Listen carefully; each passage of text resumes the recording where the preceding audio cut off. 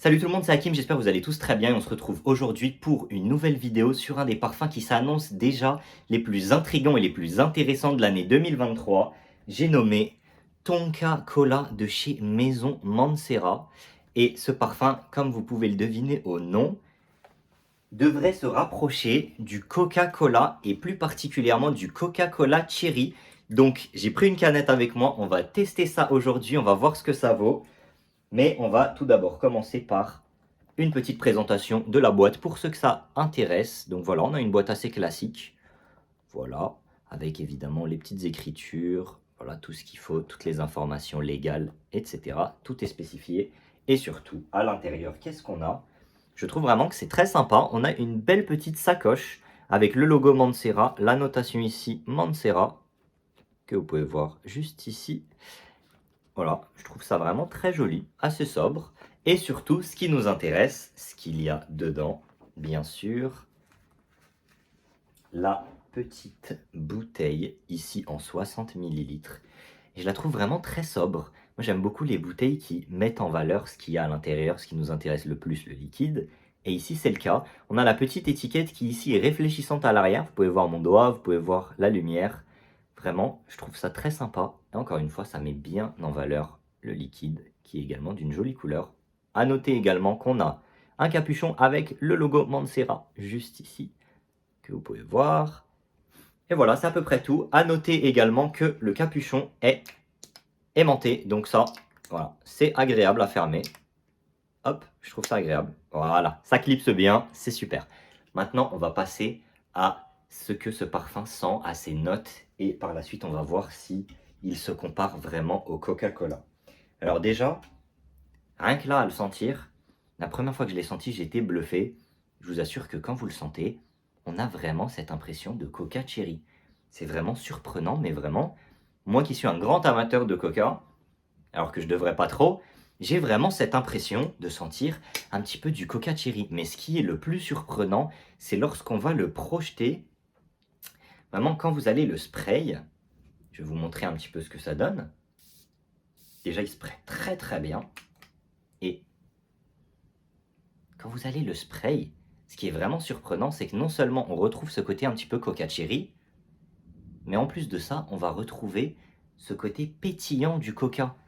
En fait, comment ils réussissent ça? C'est que dans les notes de tête, on va avoir des notes épicées, avec plus précisément de la noix de muscade et de la cannelle.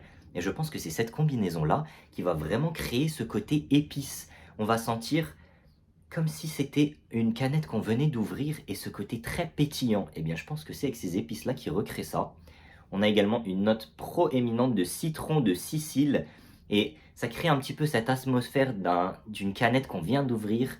On va verser le coca et on va ajouter la petite rondelle de citron. Et on va tester ça tout de suite du coup avec une vraie canette de coca et on va voir si ça se compare vraiment à ce que je viens de sentir. Donc, sans plus tarder, je peux ouvrir la canette avec le verre Coca-Cola en plus de ça pour rester vraiment dans le thème. C'est pas un hashtag ad, hein, je vous le garantis, même si j'aimerais bien. Hop, on va verser ça. Et là, vous voyez ce côté pétillant? Vous entendez? Voilà, je pense que vous connaissez tous l'odeur du Coca Cherry. Est-ce que vous pouvez le sentir? Et vous voyez ce côté un petit peu pétillant qu'on ressent et même qu'on peut peut-être voir à la caméra? C'est exactement ce qu'on retrouve quand on va ouvrir la bouteille. Je vais me permettre une petite gorgée quand même. Ça va bien ensemble. Par contre, celui-là, il n'est pas à boire. Hein. Ça, il faut faire très très attention et ne pas vous faire avoir. Donc, plus sérieusement, honnêtement, c'est bluffant. Je vous garantis que c'est bluffant. Le Coca-Cola est listé. Je sais qu'il y a du Coca-Cola listé dans d'autres parfums, dans des parfums un petit peu plus chers. Je sais de chez Roja Parfum, que je n'ai pas eu l'occasion de tester malheureusement, mais je sais que c'est un parfum une note qui est déjà présente dans d'autres parfums. Mais ici, dans un parfum qui est un petit peu plus accessible, même si on reste quand même sur 90 € pour cette petite bouteille, mais c'est un petit peu plus accessible. Et je peux vous garantir que ce côté Coca-Cola est bien présent et c'est vraiment bluffant. Comme j'ai dit, on a ce côté pétillant, frais, avec cette combinaison Coca cerise et épices qui vient vraiment créer ce côté pétillant du coca. Je vous assure, c'est complètement bluffant. Si vous avez l'occasion de tester, vraiment, je vous recommande et je vous garantis que vous allez être très surpris. Alors, c'est pas tout puisque dans le nom, il n'y a pas que la partie cola, mais il y a également la partie tonka. Alors, pourquoi tonka? Je pense que vous l'avez deviné, c'est pour la fève tonka, évidemment. Puisqu'il y a d'autres notes dont je n'ai pas encore parlé dans ce parfum. C'est la note de la tonka, évidemment, du patchouli, et qui va créer un petit côté un petit peu vanillé, ambré, et qui va également apporter un petit peu plus de profondeur au parfum, parce que vous allez me dire qui a envie de sentir comme du coca cherry. Autant s'éclabousser de coca cherry, et voilà. Mais non, évidemment, ici, on a quand même un parfum qui est très bien fait et très bien fini, et un petit peu plus complexe, puisque comme j'ai dit, on va avoir ce côté crémeux. Donc, en fait, ce qu'on va avoir, c'est au moment de la projection, j'ai remarqué qu'on retrouve vraiment ce côté coca qui va rester un petit peu, avec vraiment ce côté frais, les épices, le citron et le coca, qui va vraiment être très très proéminent et qui va bien projeter. Je trouve que ce parfum projette très très bien, surtout dans cette première partie. Par la suite, au bout de quelques dizaines de minutes, on va voir le côté coca, surtout le côté citron et un petit peu épicé qui va s'estomper. On va avoir ce côté coca qui va rester, mais qui va à présent être accompagné de fève tonka. Et on le sent aussi à la bouteille, pas là parce que je viens de le spray, mais en laissant un petit peu, on sent qu'on va avoir un petit peu plus ce côté crémeux. Donc on va vraiment avoir l'impression d'avoir un coca crémeux, un petit peu comme un coca vanille en réalité. Je pense que ce parfum, pour bien le décrire, c'est vraiment une combinaison entre un coca vanille et un coca cherry. Il me semble qu'il y a un... J'avais testé une fois un parfum coca cherry vanille, il me semble, et ben ça se rapproche vraiment de ça. Peut-être même un petit peu plus que le coca cherry classique. Mais vraiment, on a ce côté par la suite qui va être fondant, ambré, un petit peu comme Ambre Nuit de la collection privée de Christian Dior, pour ceux qui connaissent.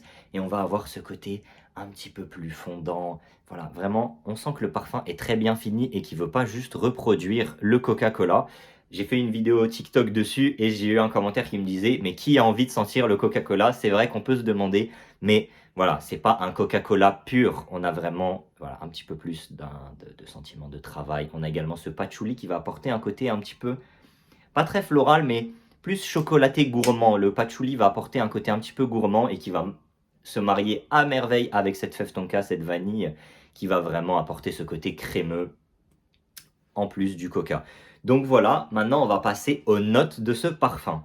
Alors, pour l'originalité, je pense que vous vous en doutez, mais je vais tout simplement lui donner un 10 sur 10. C'est la toute première fois que je tente et que je découvre un parfum qui sent une boisson, alors en particulier le Coca Cherry.